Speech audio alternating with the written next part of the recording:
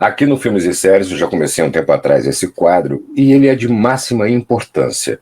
Não só para mim e para os meus colegas, que temos a necessidade de expressar o que a gente pensa e poder curtir cada vez mais a nossa existência no nosso trabalho, mas também para você, que muitas vezes não entende ou fica sendo informado de forma errada sobre o que a gente faz e a vida de cada um de nós.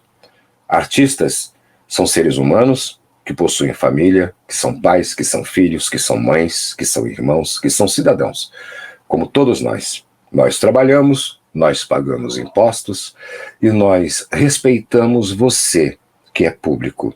E cada vez, mesmo que não tenhamos o reconhecimento, o respeito de quem nos assiste vale todo o sacrifício que a gente faz.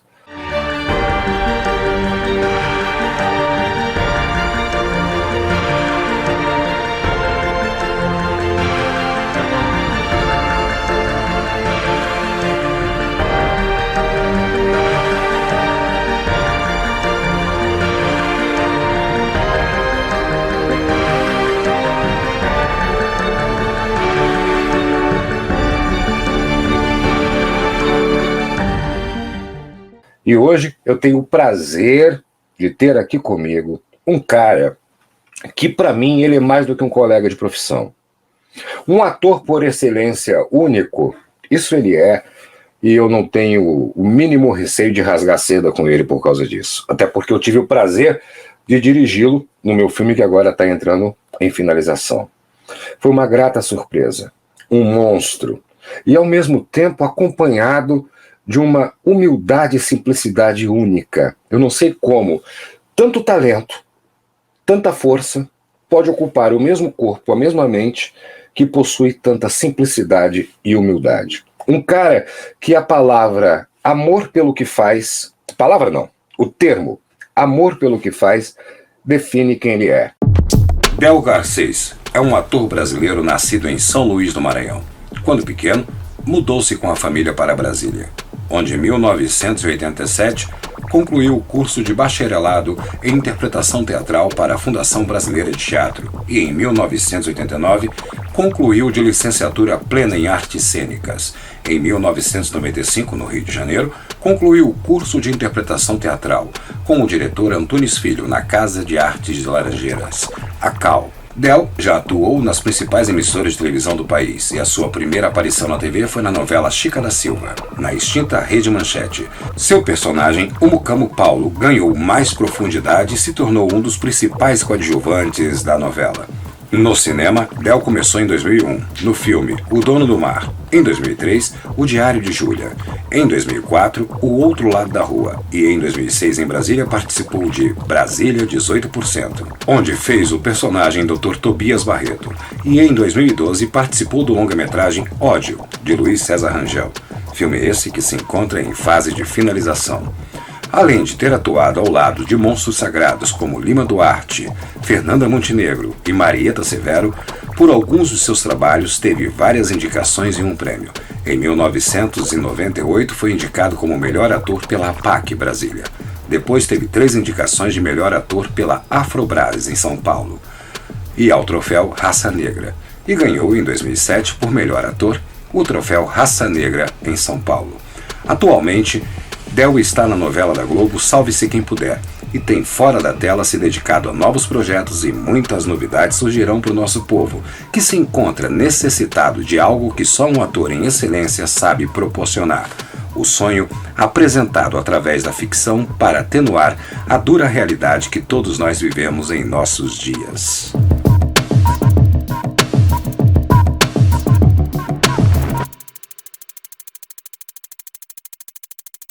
Del Garcês, fala meu querido Del, prazer imenso estar contigo aqui no canal.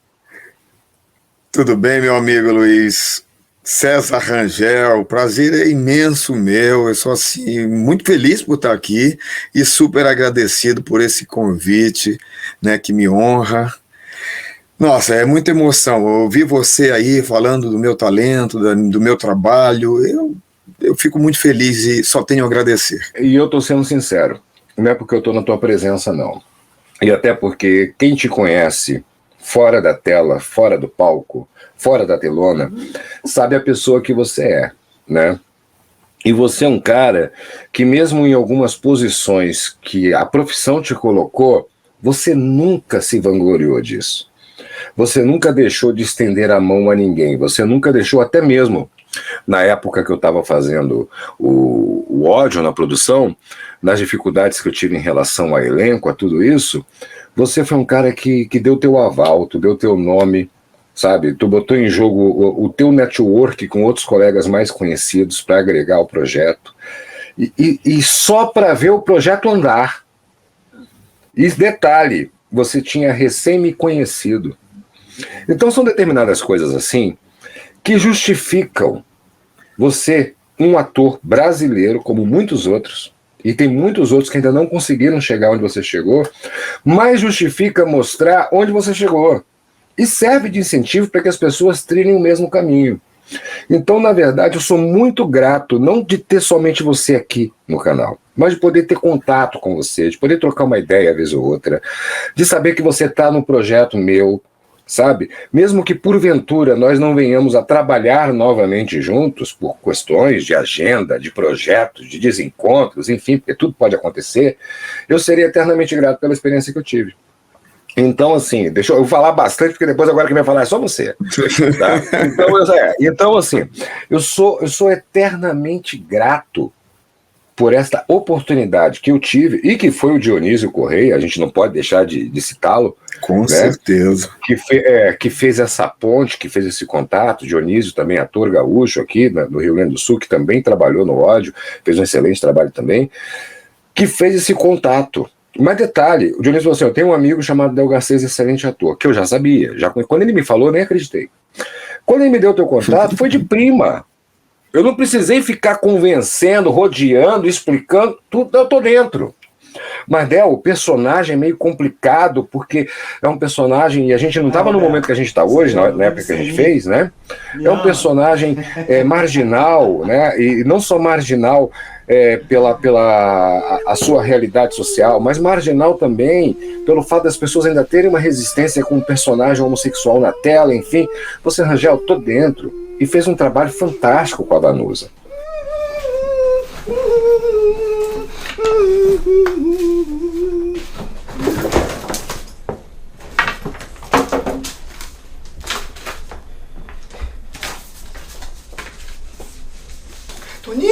Toninho, vem cá, Toninho, rápido!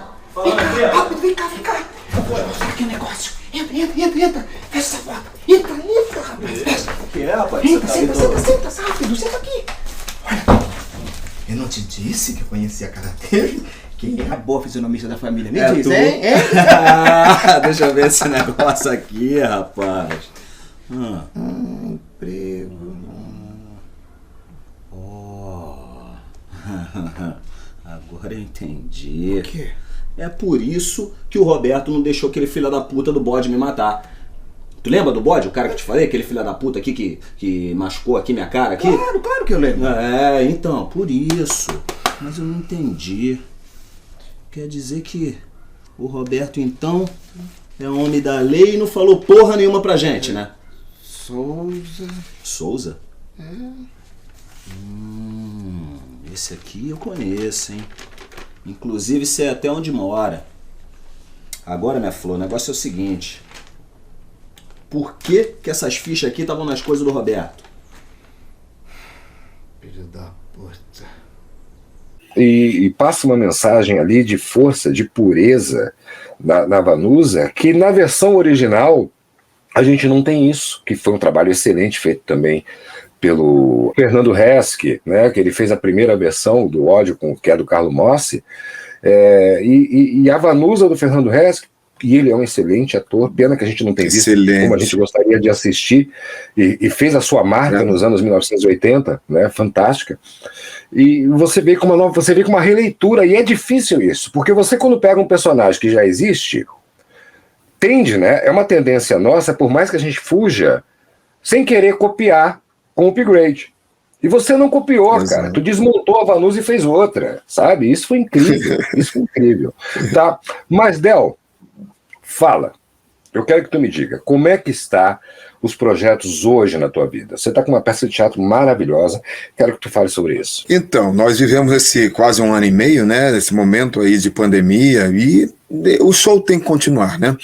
Então eu continuei com o meu espetáculo chamado Luiz Gama, Uma Voz pela Liberdade, que é texto meu, direção do Ricardo Torres, é um diretor com quem eu tenho trabalhado a vida inteira, já fiz muitos e muitos trabalhos com ele, muitos protagonistas, inclusive ele me ajudou muito na construção da narrativa desse texto, na dramaturgia desse texto, que fala sobre Luiz Gama, que recupera a história e a contribuição desse homem que foi escravizado, que se tornou maior advogado dos escravos no Brasil, patrono da abolição e herói da pátria. Nesse momento aqui de 2021, em junho de 2021, nós estamos em cartaz, continuamos de forma online, né, e presencialmente também no Teatro Petra Gold, no Rio de Janeiro, no Leblon.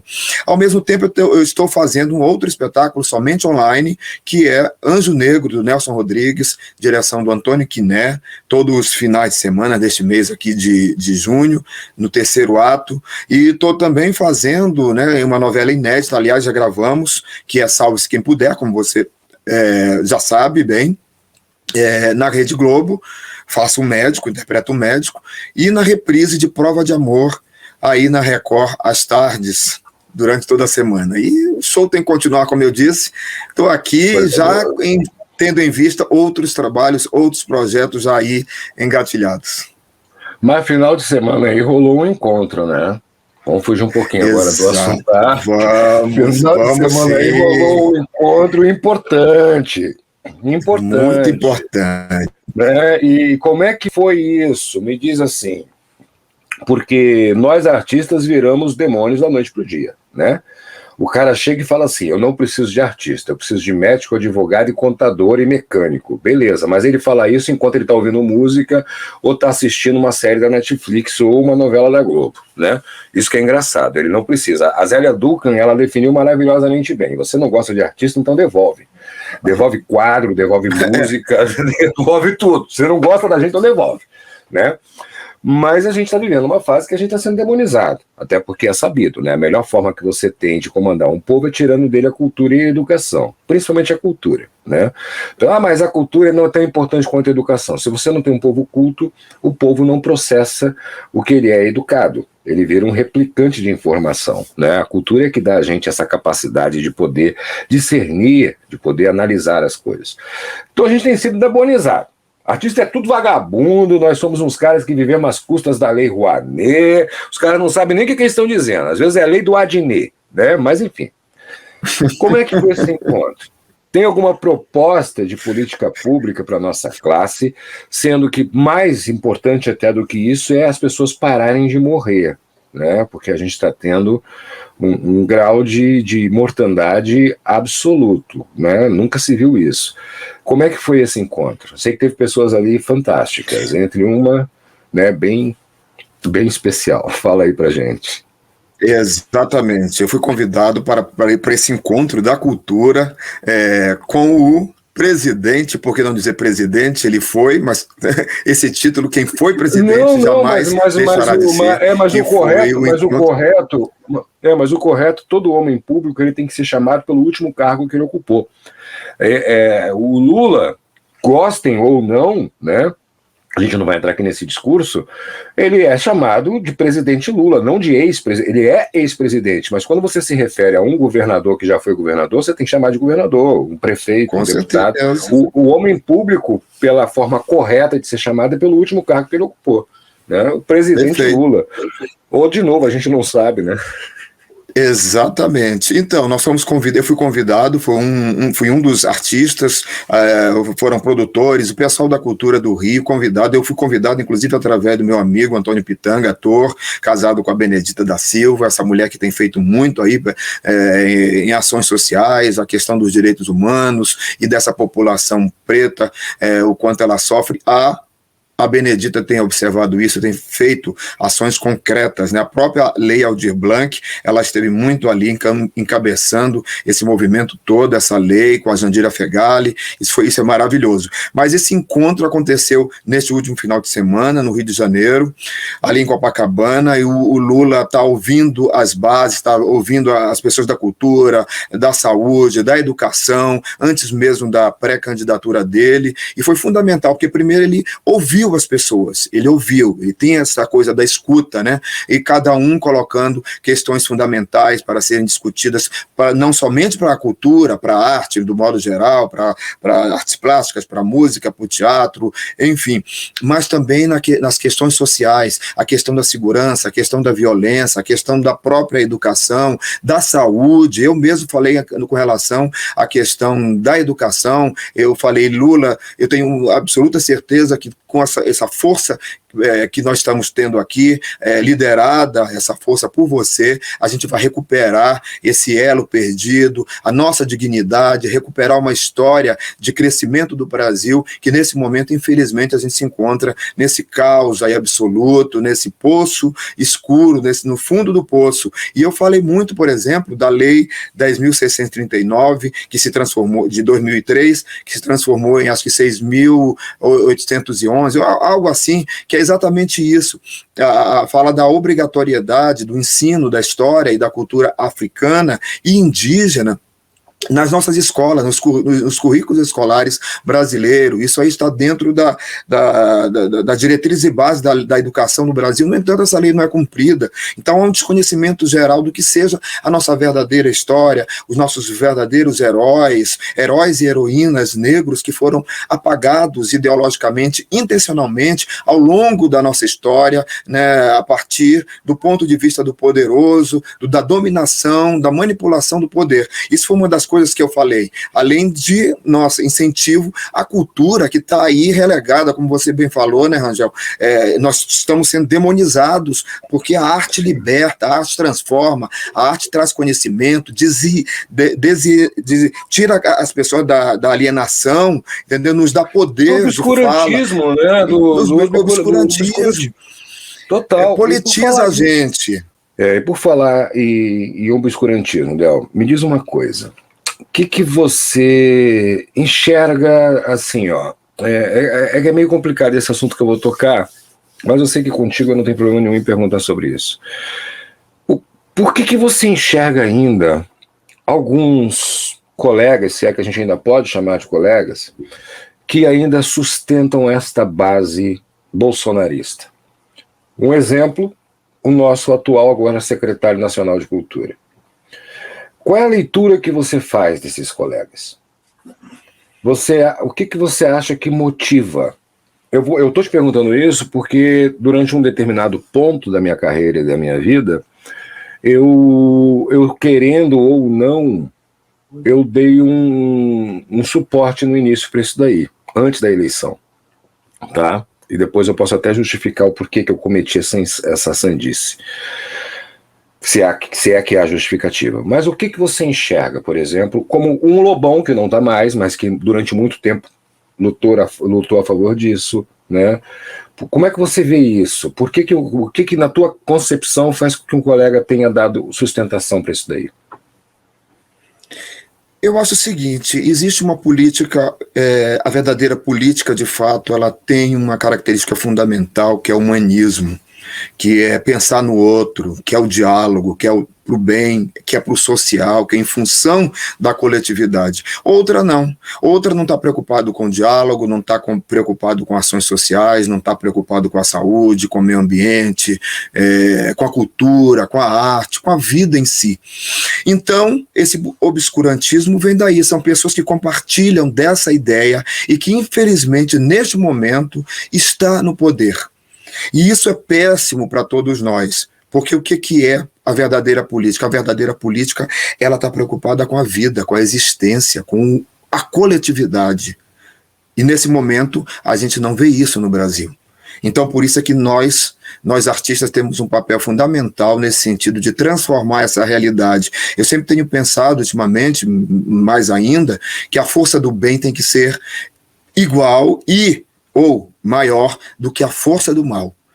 Então, essas pessoas vivem nesse obscurantismo pelo poder, por manipular, por falta de humanidade, e que os torna insensíveis a tudo isso. Tá, e me diz uma coisa, agora chegou num ponto que a gente vai, tu falou antes dos nossos heróis negros, e saudade na época que o cinema fazia um personagem como Chico Rei, que a gente não tem mais isso, né? Mastiga da Silva, né? Mas me diz uma coisa, Fundação Palmares, o que você tem a dizer do excelentíssimo responsável agora pela Fundação Palmares? Esse cara que diz que a escravidão foi benéfica, esse cara que diz que, enfim, que diz as coisas que ele diz.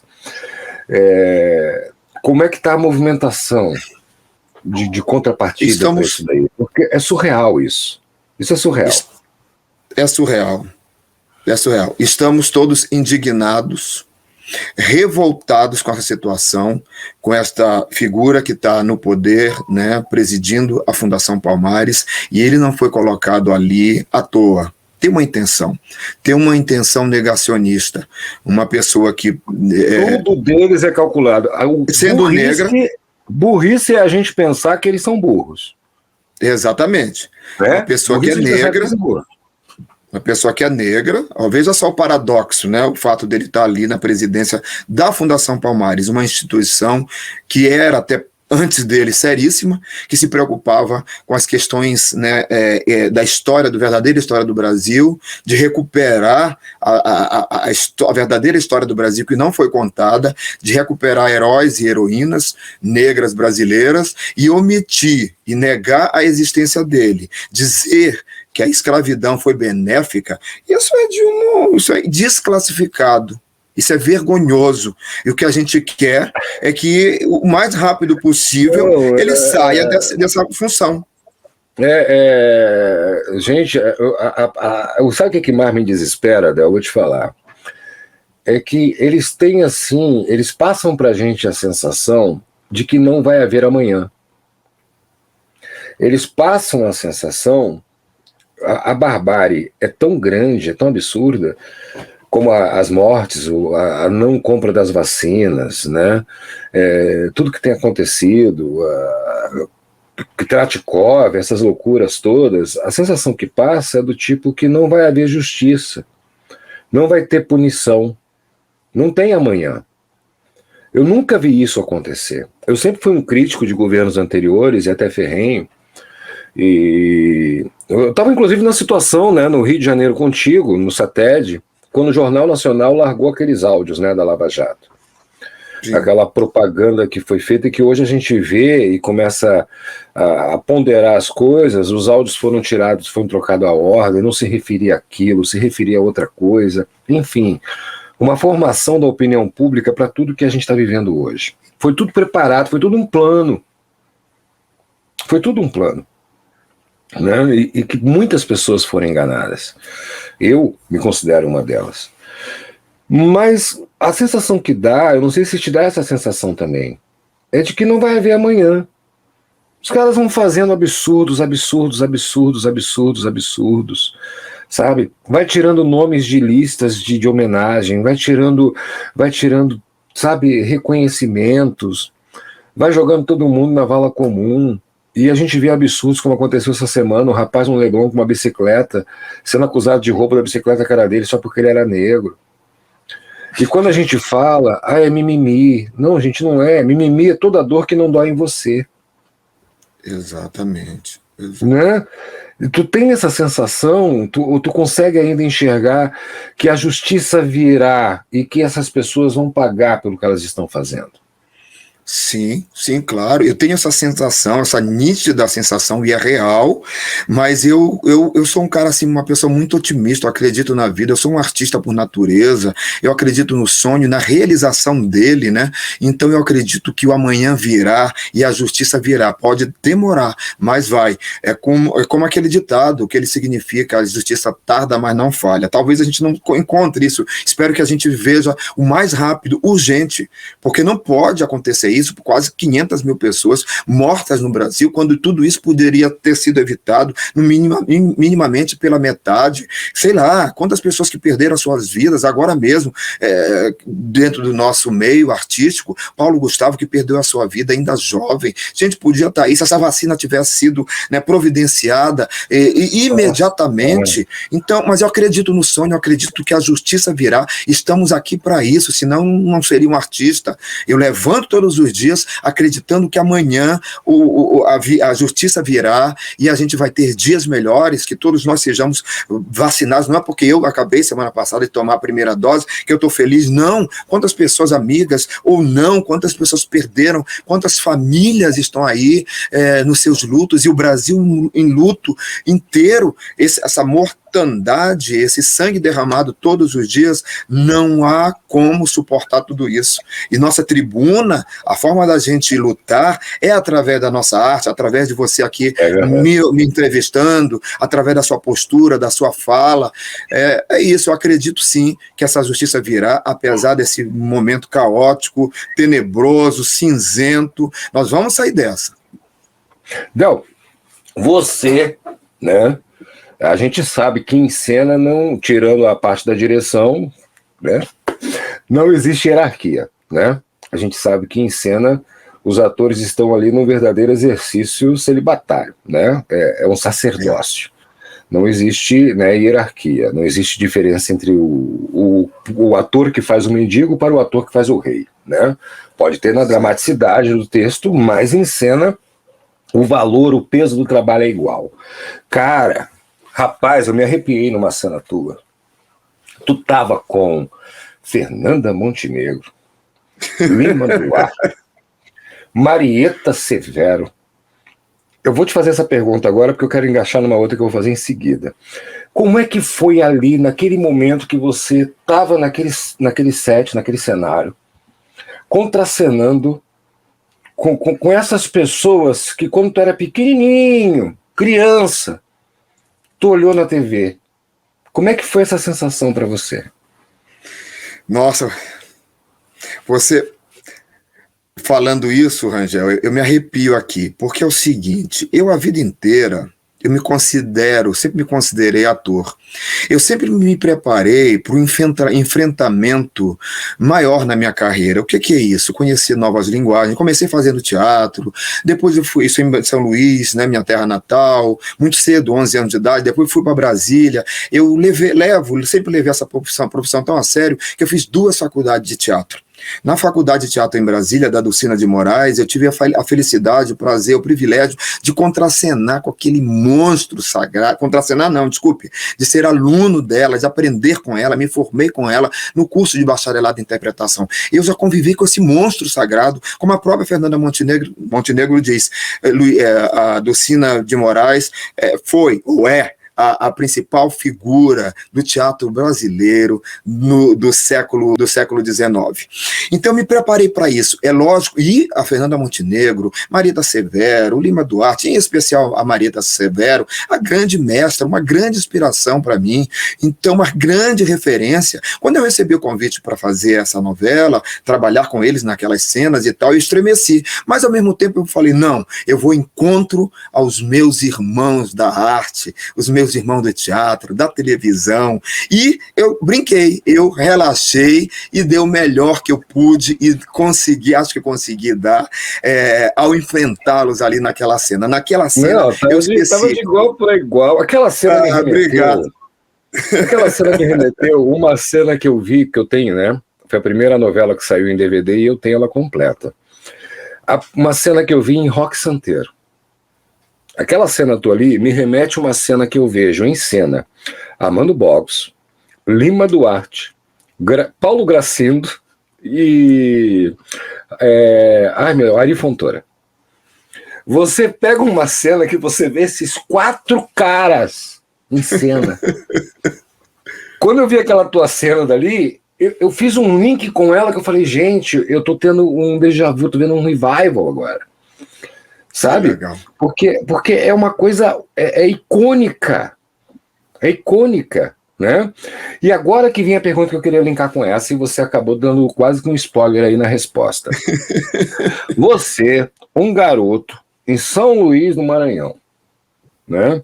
Um estado de artistas maravilhosos, mas que infelizmente está fora do eixo, né? Está fora do que a gente considera ali a vitrine para exportar para o Brasil, né? Um artista maranhense, ele acontece como outros artistas no Brasil que tem que vir para o Sudeste, ralar, ir para o eixo, né? Estourar uma bolha imensa, como a gente tem a nossa querida Marrom, a Alcione.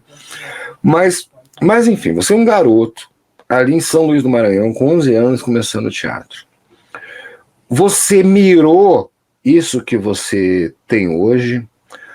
Ou isso foi uma consequência? Como é que foi?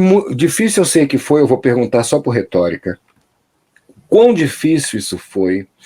Como é que foi a questão familiar de suporte e de apoio para isso?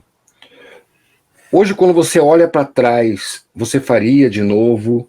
Ou você atribui, a gente fala, eu não gosto às vezes de utilizar o termo fator sorte, porque ele pode soar meio que depreciativo ao nosso esforço e ao nosso talento, mas que não é o teu caso.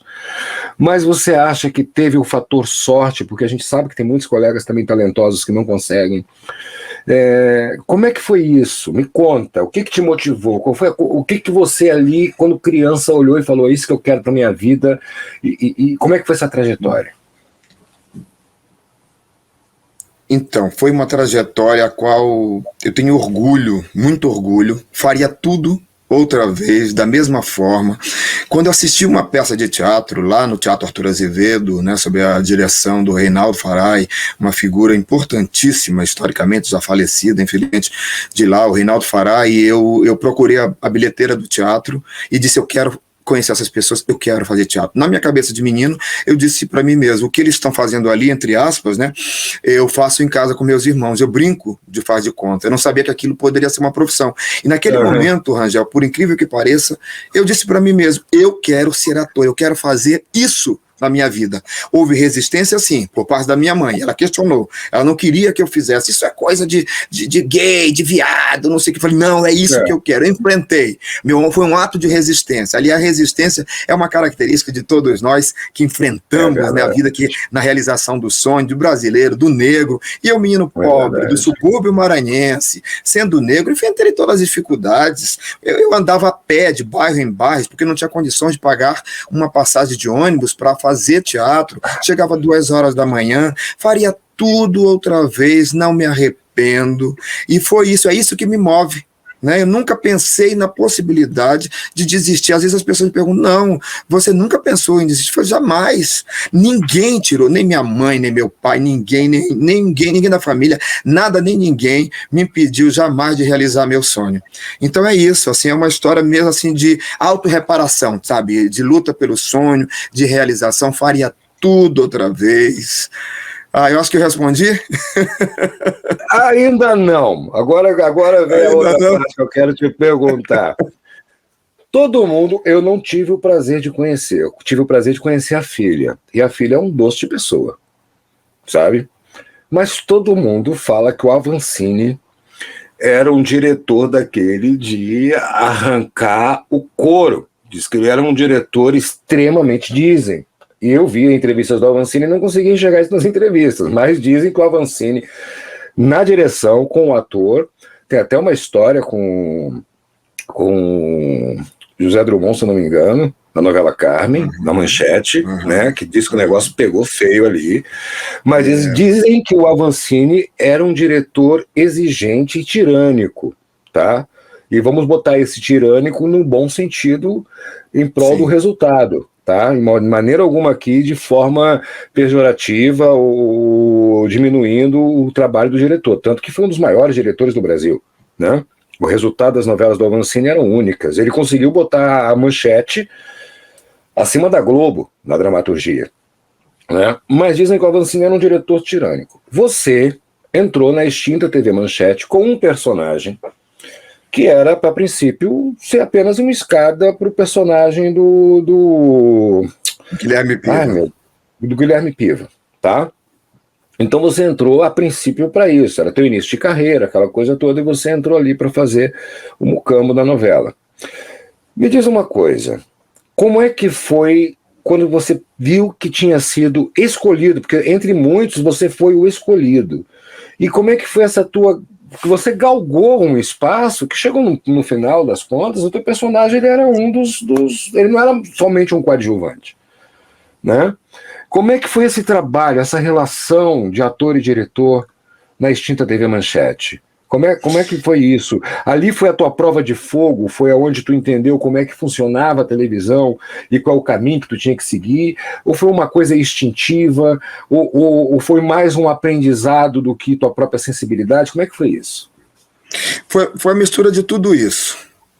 Foi a mistura de tudo isso, Rangel. Quando eu cheguei no Rio, eu fiz curso, já tinha uma carreira grande de ator de teatro, já tinha as 2 faculdades lá com a Dulcina de Moraes, onde eu fui aluno dela, mas quando eu cheguei no Rio, eu falei, eu vim com o propósito de investir nessa área de televisão, fazer novela, que eu sempre adorei, desde criança eu sempre assisti novela, minha paixão eram as novelas, foi ali que também aquele sonho estava ali desde cedo comigo, né? Para ter uma ideia, a primeira novela que eu assisti de fato, no final dos anos 70, foi Selva de Pedra, direção de quem?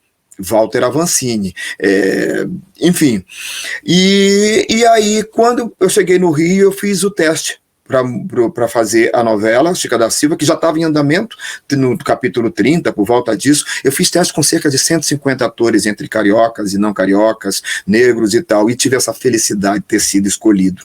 Então essa minha bagagem do teatro e esses cursos que eu fiz com Tezuki Yamazaki, de interpretação para TV, quando eu cheguei no Rio, com o próprio o Wolf Maia, o Atílio Ricó, a Jacques Camacho, foram diretores que me ensinaram ali naqueles cursos como interpretar para televisão. Ele não tinha experiência, mas quando eu entrei para a novela eu coloquei em prática.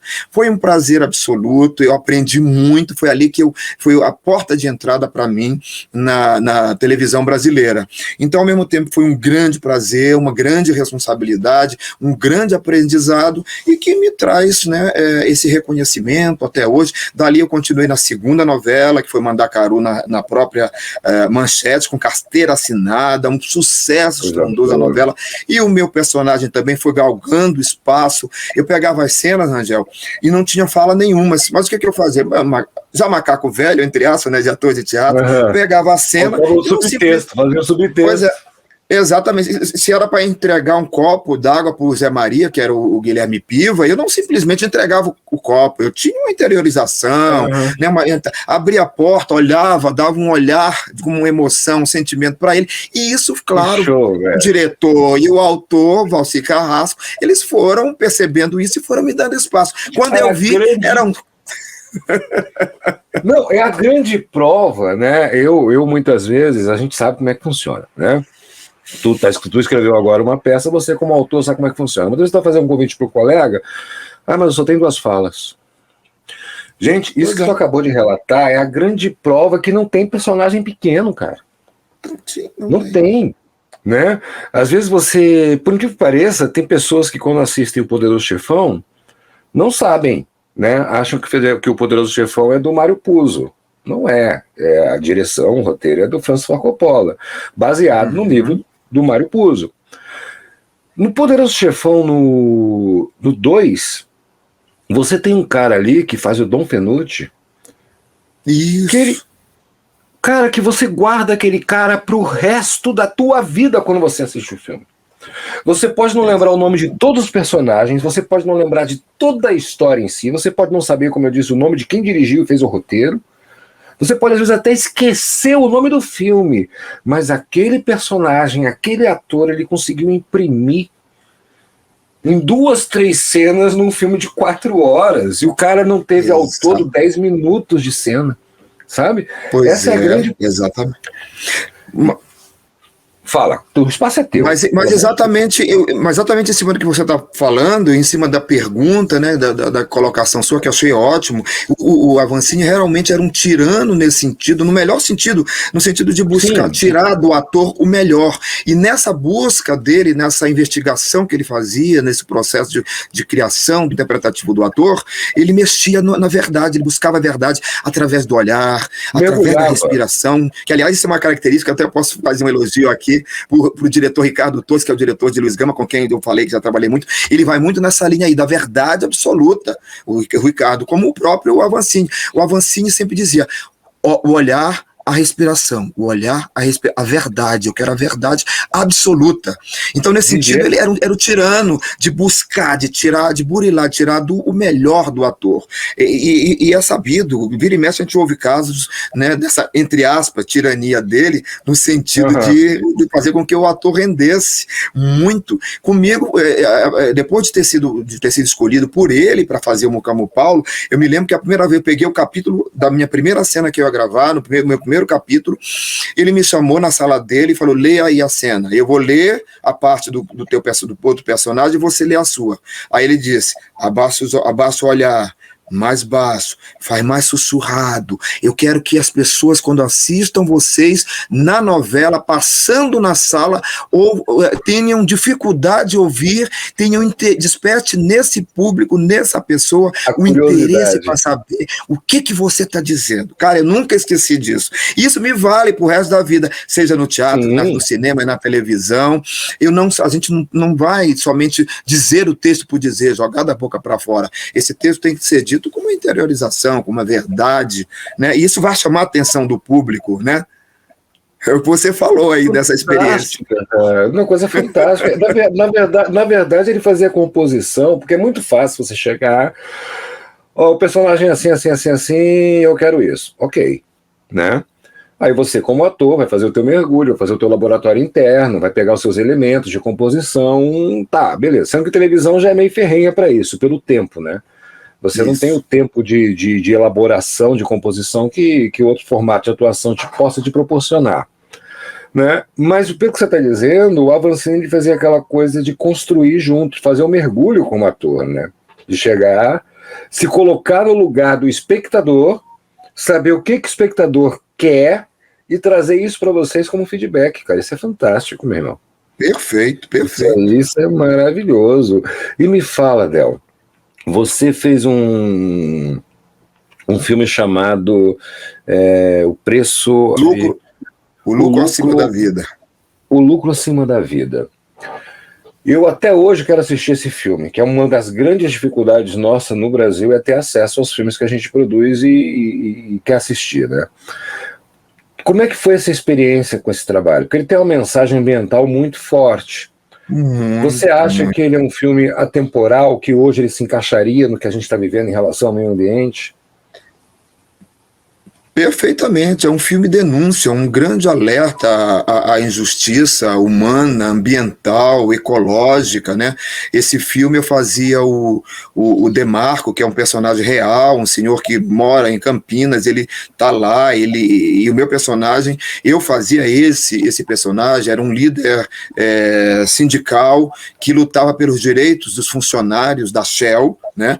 Que teve um número, cerca de 70 pessoas perderam as suas vidas contaminadas, né, por aquele derramamento de produtos químicos na terra e na manipulação daqueles produtos, né?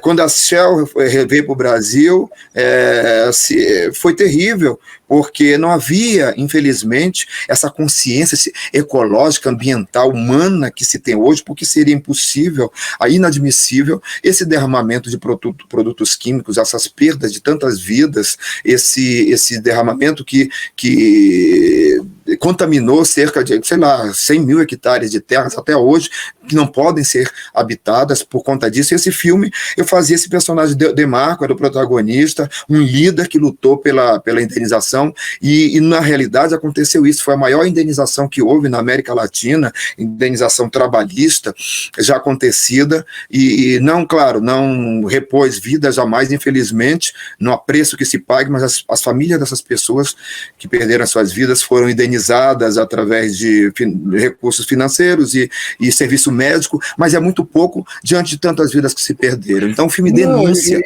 né? Não, e é isso que eu fico triste, o filme desse ele não ser mais propagado, porque continua, né? Pode não ser com um produto químico, mas acontece como aconteceu em Brumadinho, continua, né?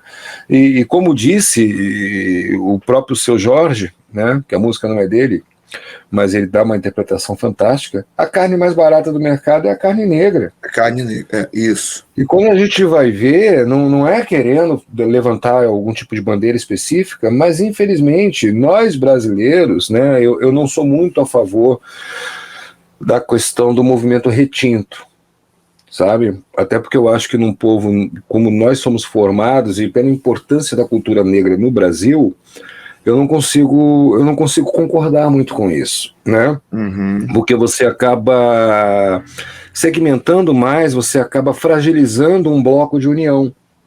Quando você quer pegar pardos e negros e você fala, não, eu sou mais negro que você não é negro, você começa a criar um conflito interno de uma coisa que, na verdade, tinha que ser unissa para poder realmente, né, ter o valor humano que mínimo que tem direito, né?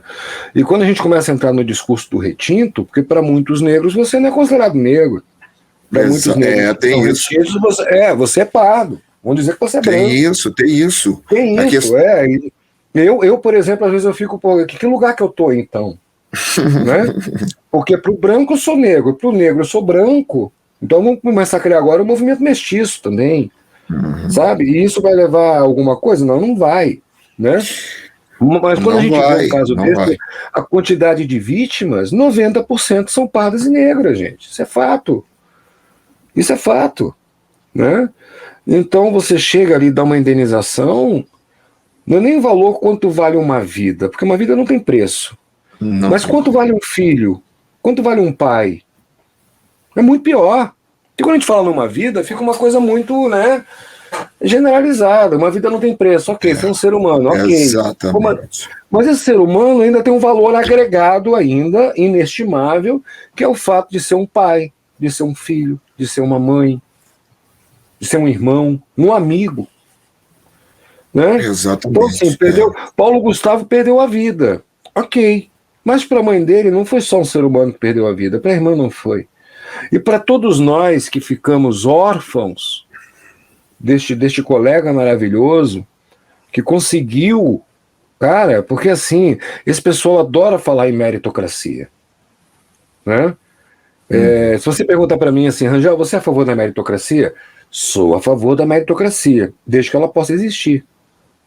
Porque o que a gente tem hoje em dia não é meritocracia. O que você tem hoje em dia são pessoas que conseguem, às vezes, fazer um esforço sobre-humano para poder chegar a algum lugar. E quando outras não conseguem, porque às vezes não teve um dia de oportunidade que aquele ali teve. Né? Ou então por não se sentirem capazes, né, de transformar uma realidade. Não, por vários fatores. É muito fácil você botar uma escadaria. Vamos subir a escadaria da Penha agora? Vamos. Pô, mas você está sem comer há 2 dias, o outro pesa 130 quilos, um está com problema no joelho, e eu estou perfeito, malhando todo dia, com peso ideal, super alimentado. Quem é que vai chegar primeiro lá em cima? A meritocracia? Exatamente. Não, mas peraí, para ser meritocracia, a gente tem que partir de um patamar igual, para você medir realmente quem mereceu ou não. Exatamente. A partir do momento que você não tem uma base igual, você não pode, adoraria, é utópico. Eu quero que exista a meritocracia, mas a partir do momento que a gente possa partir do mesmo patamar. Exatamente. Aí num país como o nosso, né? Num país como o nosso, você, por todas as dificuldades, você teve um privilégio de uma mãe que não concordava, mas não proibiu. Exatamente, me dava liberdade, né? Exatamente, isso te tornou, olha que, o quão de miséria social a gente chegou no Brasil. Isso te tornou privilegiado. Você está entendendo? É que eu estava falando, eu participei de uma live um dia desses, eu estou olhando para cá porque para te olhar de frente eu tenho que olhar no outro mundo. Para falar de frente eu tenho que olhar para a câmera. Eu entendi. Estou jogando aqui, tá? Quando eu viro de lado, na verdade, eu estou olhando para você. Então, assim, eu estava fazendo uma live hoje não, essa semana, que o pessoal fala, porque a desonestidade é brasileiro, corrupto, não sei o quê. Cara, nós brasileiros, infelizmente, a gente precisa ter dinheiro. A gente precisa ter dinheiro para morar num bom bairro, para não ser assaltado. A gente precisa ter dinheiro para pagar uma escola particular para o filho. A gente precisa ter dinheiro para pagar um plano de saúde. Infelizmente, essa é a realidade que o país nos encontra. E chegou um absurdo tão grande, Léo, que as pessoas estão cometendo crime de comprar um atestado falso para ter direito a uma vacina, cara. Uma vacina que é um...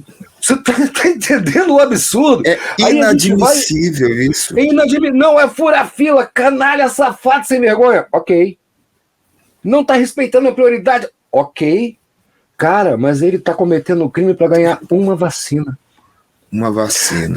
E isso prova o grau de miséria social que esse país está vivendo.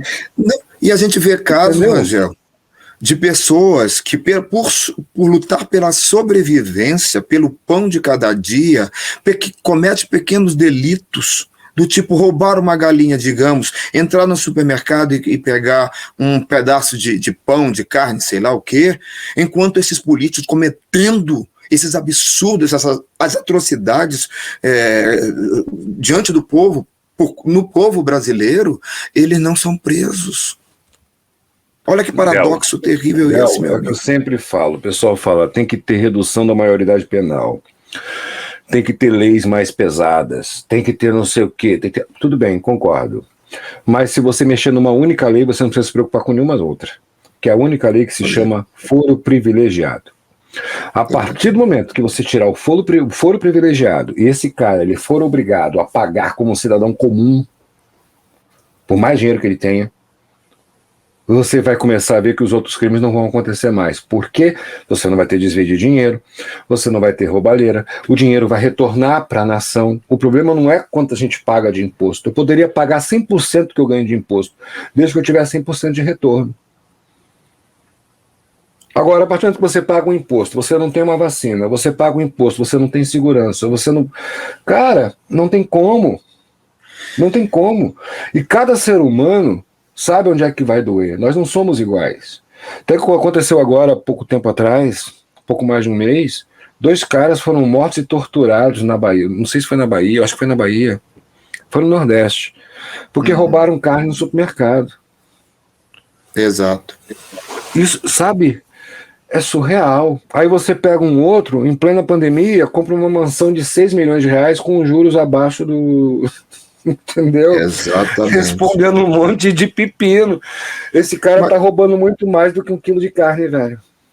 Mas, exatamente. Mas quando se a gente for observar a história do Brasil, né, Rangel, essa história ela se repete até hoje. A gente sabe que o Brasil, por exemplo, foi um dos últimos países a aceitarem a abolição.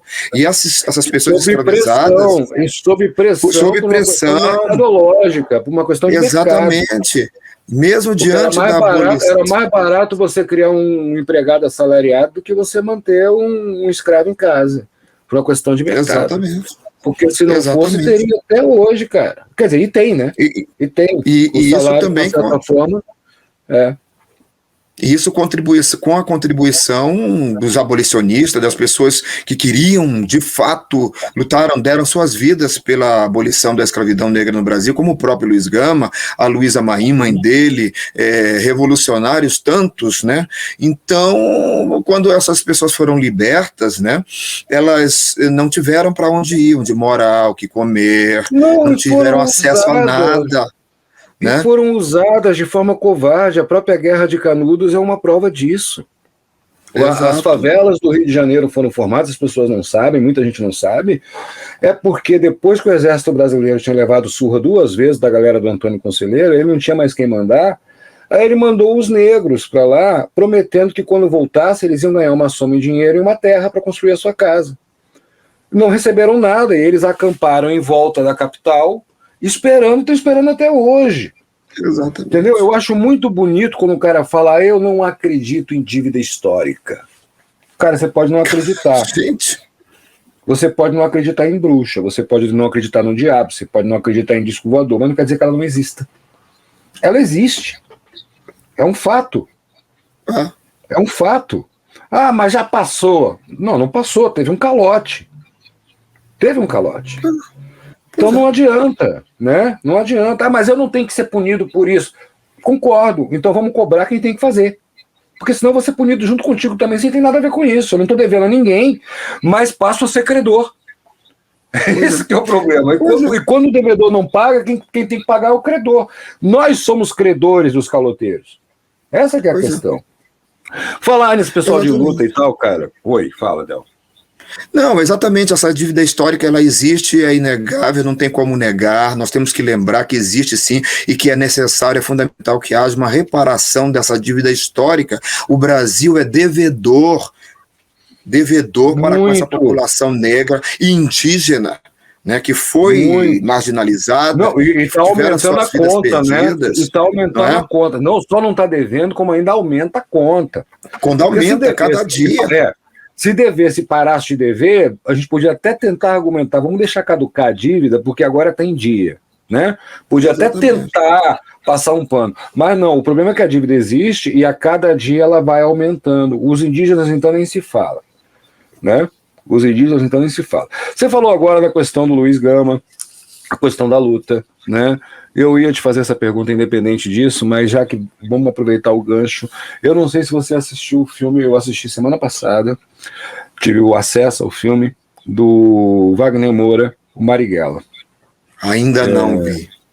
Cara, eu particularmente adoro o Seu Jorge como ator, fez um trabalho excelente. O Seu Jorge é um monstro, né? O cara ele tem uma força interna que ele joga em cena que é uma coisa absurda, né? A voz, o registro de voz, o olhar, o movimento, tudo. Ele é milimetricamente perfeito em cena, coisa impressionante. Maravilha, mas eu não teria escolhido ele para fazer o Marighella. Eu acho que tudo bem, tem que ser poético. Porque acaba no momento que a gente vive hoje, que tudo é motivo. Só não escolheria por isso que eu vou te dizer agora. No momento que a gente vive hoje, que tudo é motivo, acaba tirando a credibilidade da história. Entendeu? Porque, mas a mãe do Marighella era negra. Mas o Marighella, não. Eu entendi o que o Wagner quis fazer, mas num outro momento que as pessoas estivessem mais sãs mentalmente, funcionaria. Hoje, infelizmente, perde muita força por causa disso. Mas incrível a história. Incrível a história, incrível, e dói. Você acha que isso foi em vão, Del? Vendo o que a gente está vivendo hoje? A luta dele, a história dele? A luta dele, a história dele? Não foi em vão, gerou consciências, gerou transformações naquele momento, gerou esse exemplo, essa herança que ele deixou para nós, que nós devemos lutar de fato, né, pela igualdade, pelo direito, né, que o poder não esteja centralizado em apenas grupos, mas que seja num sentido democrático, numa diversidade que é esse Brasil. Nós precisamos reparar em todos os sentidos. Não foi em vão. Não foi em vão porque... Não, incrível. Veja o filme. Não, eu tenho que ver, eu preciso ver. Aliás, eu quase fazia esse filme, né? Você sabe que isso é spoiler também, viu? Eu quase fazia, eu concorri para fazer. Rapaz, você acha até que se eu soubesse disso. Eu cheguei a fazer teste, tudo. O Wagner Moura ficou muito feliz quando eu soube, através da produção que me chamou, a produtora da produção de elenco. Eu fiz o teste, que foi muito bom, eles elogiaram, mas, assim, eu acho que pesou também muito o fato dele ter essa carreira internacional, esse nome que ele tem, e a visibilidade que ia dar a partir da imagem dele, da figura, para o mundo, né, no cinema internacional, mercado internacional. Eu fiz o teste, li um livro de 700 páginas sobre a vida do Marighella, entendi tudo sobre aquele homem. Ninguém vai acreditar que eu não sabia. Ninguém, porque tu não me falou nada. Ninguém vai acreditar que eu não sabia, eu não teria chamado o Seu Jorge. Ninguém vai acreditar. Óbvio que pesou. Né? Que maravilha que ele fez muito bem, fico muito feliz. Não, o Seu Jorge é um ator, e isso que eu falei é incontestável. Ele é um ator que chegou ao patamar de poder fazer qualquer personagem, seja do cômico ao dramático. O Seu Jorge é um ator incrível, além de ser um excelente cantor também, músico, isso aí é incontestável. Mas eu te digo pela questão hoje mental, de confusão mental das pessoas, de tudo desmerecer, né, de atacar a reputação das pessoas, antes de assistirem um filme, antes do filme ter sido montado, já estavam criticando o fato do Marighella não ser tão, vou usar o termo que eu não suporto, tão retinto. Né? Eu soube. E isso gerou uma coisa, até as próprias colegas do próprio lado de opinião, defensores da história, não curtiram. Eu, particularmente, vejo o filme pronto hoje, o trabalho tá impecável. Rapaz, o Bruno Galhaço dá raiva dele, cara. Né? Não, dá ódio. Eu não quero ver o Bruno Galhaço tão cedo na minha frente, pra confundir ele com o personagem. Não, o atorzinho bom, hein? O cara bom. É bom demais, muito bom. Todo mundo que tá ali, Adriano Esteves, todo mundo, fantástico. O pessoal tá incrível. Um elenco... Não, fantástico. Mas sabe aquele ator que faz um personagem que tu fica com raiva do cara? Que sabe, você mesmo sabendo que aquilo ali é um trabalho, você fica... Ele foi tão forte no oficial do DOPS que ele fez... Cara, eu acredito até que ele tem que ter feito terapia depois que ele fez aquele personagem, porque ele foi um mergulho profundo, Bruno. Não, foi fantástico, o trabalho dele foi fantástico. E às vezes quando eu olho... Não, isso me lembrou o Bruno Ganz, lembra? Aquele ator alemão que fez Hitler, A Queda. Aquele ator era fantástico. Ficamos com ódio dele interpretando Hitler, mas o ator... um mergulho incrível. Nem o Anthony Hopkins, que já fez Hitler, que tive a oportunidade de ver o filme, e Anthony Hopkins é sagrado, né? É um cara que serve como inspiração para todos nós, fez o trabalho que aquele ator fez no Hitler, A Queda. Fez o trabalho que o Bruno Ganz fez. Nem o Hopkins fez. De repente, até por uma questão cultural, de não fazer parte do idioma, enfim, né, que tudo isso pode influenciar, mas nem o Hopkins, que é um monstro, conseguiu fazer o que ele fez. Del, meu querido, e projetos futuros? Como é que estão andando as coisas? Então, tem um filme aí, que eu não vou, né, falar aqui, não dar spoiler também, mas aí eu posso dizer que é um filme longa-metragem vindo através do meu pessoal lá de São Luís Maranhão, da minha terra natal, com atores de lá, com atores do Rio e São Paulo também, e é um personagem bem bacana, estou muito entusiasmado, além de que no teatro eu tenho outros projetos aí, além do Luiz Gama, que eu digo, eu me vejo velhinho fazendo Luiz Gama, de bengala. Fantástico, cara, deixa eu dar um parênteses aqui. Rapaz, como é que você conseguiu no teatro dar a estética de cinema, velho? Porque a composição, o figurino, a maquiagem, a movimentação, a luz, tá cinematográfico. Aquilo ali tá pronto, do jeito que você tá fazendo, para você largar ali umas 15 câmeras já com quadro, já montado, e já fazer para filme aquilo ali. Entendi. Aquilo ali pode ser montado, não que eu estou me oferecendo para fazer, tá? Mas se quiser, estamos à disposição. Tá? Mas aquilo ali pode ser montado. Sério mesmo, botou as câmeras decupadas certinho, no enquadramento certo. É só seguir o que vocês estão fazendo no palco e depois cortar take a take, você tem um filme pronto, velho. Nossa, que maravilha. Não é aquela peça, gente, quem não assistiu, assista, porque a peça Luiz Gama, ela está cinematograficamente perfeita. Até o tamanho de vocês em cena, quando cai para a câmera, não fica grande, porque o teatro tem isso, né? Quando você vai filmar o teatro, ele fica grande demais na tela da TV. Porque o movimento de palco é outro, né? A impostação de voz é outro. Não, até nisso vocês chegaram, tá no limite que não ultrapassa o espaço dentro da tela. Nossa, que maravilha ouvir isso. Não, mas quando eu vi aquilo ali, eu falei, gente, é que é tanta coisa para se pensar que eu tenho certeza que vocês ainda não pararam para pensar nisso. Tantas famílias que dependem desse trabalho, a preocupação de fazer ele acontecer, tantas pessoas que precisam botar comida na mesa por causa desse trabalho.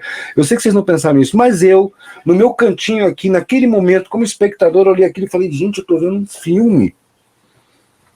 Que maravilha. É uma questão, porque o Festim Diabólico, se você não sabe do Hitchcock, era isso. O Festim Diabólico, a grande sacada do plano sequência sem corte na época, e que ninguém hoje consegue fazer de novo igual, porque não fica e ele conseguiu, a grande sacada do plano sequência é que o Festim Diabólico, Hope, era uma peça de teatro. Por isso que os atores tinham aquela relação em cena de já fazer todo o movimento e tudo, porque eles já faziam aquilo durante 2 anos no palco. Pois é, você vê, a gente faz há 6 anos, né? Mas Você isso tá também...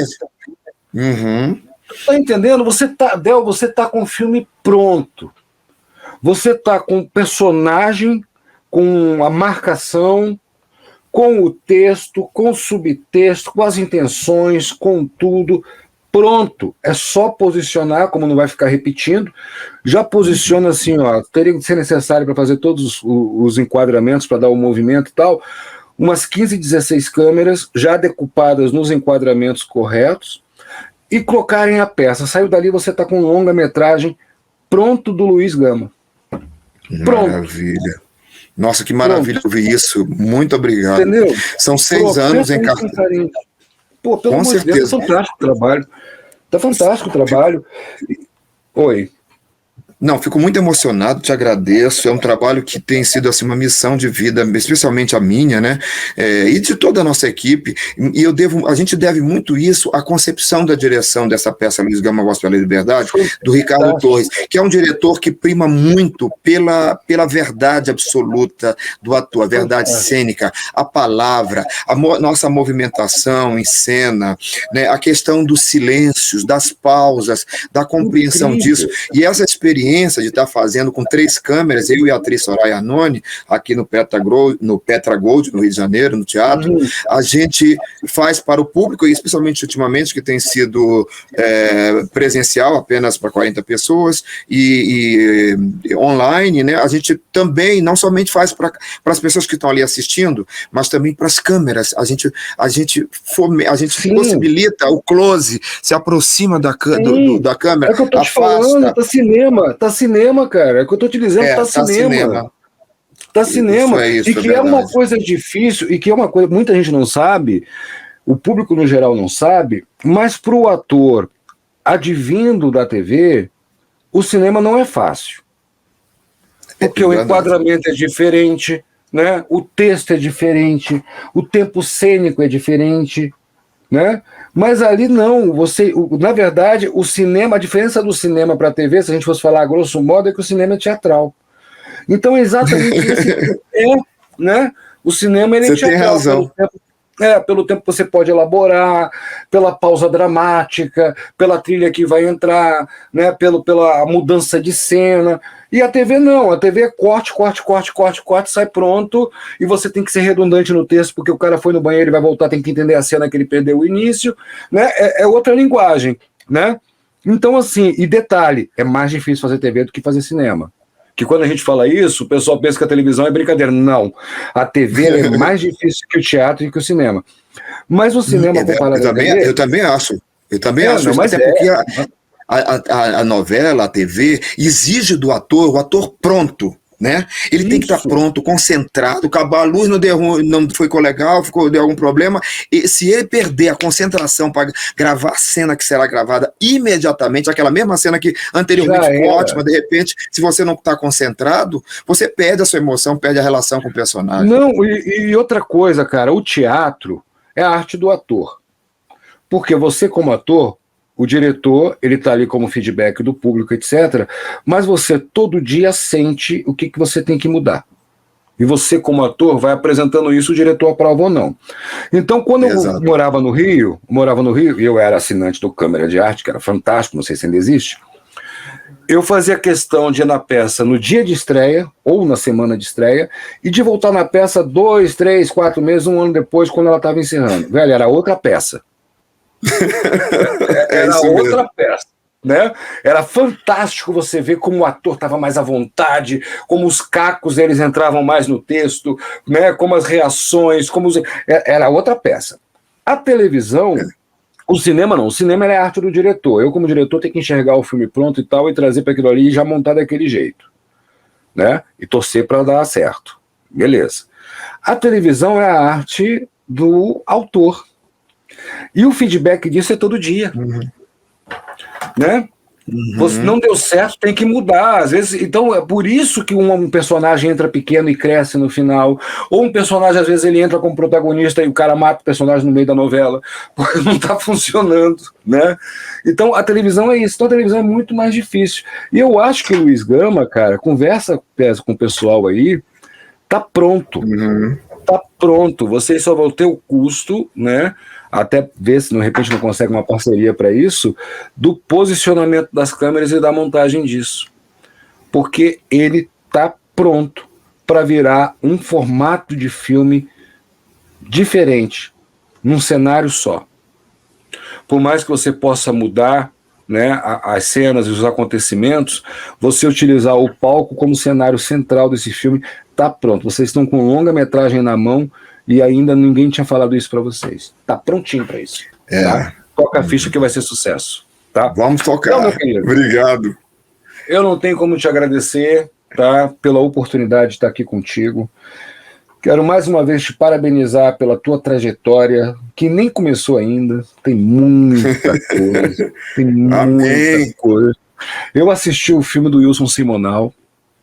Achei o filme fantástico, muito bem feito, história triste, um dos primeiros cancelamentos que a gente pode considerar no nosso meio. O Wilson Simonal foi cancelado por um erro bobo, por uma retórica idiota, né? Um homem que, na verdade, o que ele fez não foi nem crescer, mas foi fazer outros artistas na volta dele crescerem. Um homem que faz falta, né? Mas eu hei de fazer ainda um filme sobre o Wilson Simonal, e eu já te falei que o ator para fazer esse personagem para mim é você. Não sei se tu lembra, mas eu já tinha dito isso para você antes. Lembro, tá? E eu já aceitei desde aquela época. E eu ainda vou fazer um filme sobre o Wilson Simonal numa outra proposta, numa outra pegada, uma coisa mais do ser humano isolado, enxergando tudo que está acontecendo à volta. Nesse filme a gente teve uma oportunidade incrível, o filme é maravilhoso. Quem não assistiu ainda, assista, porque ele é um filme que mostra a história num todo. A gente entende o que ninguém falou na época, mas eu quero fazer um filme agora por dentro da pessoa que passou por isso. O drama, né? Os recalques que todos nós temos, o que motivou ele a dar a virada que ele deu na vida dele, porque o cara foi incrível, né, cara? Aquele ali foi um que literalmente pegou o limão e fez limonada mesmo. Aquele ali foi incrível, né? Esse enfoque aí do lado pessoal, íntimo dele, as dores dele. Nossa, esse enfoque é perfeito. Eu acho maravilhoso que você pense assim. Não, até porque as pessoas às vezes nos perdoam, mas a gente não se perdoa. Entendeu? Então eu queria mergulhar na cabeça desse homem para enxergar tudo que ele venceu, tudo que ele construiu, e por uma coisa idiota, boba, que eu não vou falar porque nem todo mundo sabe história e eu não quero dar um spoiler, mas por uma coisa boba que tomou uma proporção incalculável, e sempre aquela velha história, prejudicado por quem está na volta, né? Não foi ele que motivou isso, foram as pessoas que estavam assessorando na volta. O cara fez algo que jogou tudo a perder, enfim, né? Eu tenho vontade de abordar isso. E ódio tá chegando aí. Vocês vão ver, vão conhecer o trabalho comigo que eu tive do Del com a Vanusa. Incrível. Incrível. Pô, vamos entrar que o amigo tá esperando, pô. Você entra na frente. Pô, já é, pô. Bora, Toninho, bora. Pô, os caras estão nervosos. Porra, Toninho. Caralho. Fica à vontade. É o senhor pessoa interessada. Pode logo guardar essa arma. Aqui estamos todos em casa. Isso aí é que é o homem do pó? Dependendo da situação, eu posso ser mais macho que você. Dá medo, rapaz. Ai, eu tô louco pra ver, rapaz. Dá medo. É isso aí, Del. Considerações finais, eu vou encerrar porque a gente já tô tomando mais de 1 hora da tua vida aqui e eu sei que a tua corrida é grande e tu tem coisa muito importante para fazer por todos nós. Não, você não está ganhando, não está tirando, você está me dando nesse momento valoroso, está aqui batendo esse bate-papo maravilhoso com você. Só tenho a agradecer a nossa parceria no Filme Ódio, o seu filme, o filme que você fez essa adaptação aí, a partir do original do Carlos Mossi, e dirigiu tão bem, imprimindo ali, né, buscando a verdade, sendo um tirano, entre aspas, né, no melhor sentido, para tirar o melhor da gente, e você conseguiu, Rangel, conseguiu mesmo. Tô doido para ver o Filme Ódio. Meu muito obrigado por estar aqui com você. É um prazer imenso, amigo. Obrigado, eu que te agradeço e agradeço a Deus, ao universo, aos orixás, aos astros, a força que rege a tudo isso de ter proporcionado a gente chegar até agora. Não foi fácil, né? O pessoal fala, tá reclamando do Bolsonaro que acabou a Lei Rouanet. Gente, eu fiz o Filme Ódio pegando carona no carro dos outros. Os atores não ganharam um centavo dela, não me deixa mentir, tá aqui comigo. Verdade. Muito pelo contrário, até o figurino, eles pegaram roupa que tinha em casa para montar o figurino dos personagens. Foi um trabalho de entrega, foi um trabalho que a gente fez simplesmente pelo prazer de realizar e deixar alguma coisa. O filme não ganhou, pode até ser, vai que ele ganhe agora, né? Vai que agora o filme ganhe dinheiro, a gente fica aí, vamos lançar internacionalmente, né? Del caia no próximo filme do Padilha aí na nova série da Netflix internacional. Tomara, mas até hoje só saiu e saiu da mesa, saiu da geladeira, saiu do tanque de gasolina, né? Perdemos amigos, né? Enfim, para poder fazer o trabalho. E tá chegando e eu vou ter o prazer de compartilhar isso com todos vocês. E é isso, pessoal. Se inscrevem no canal, compartilha o vídeo. Forte abraço.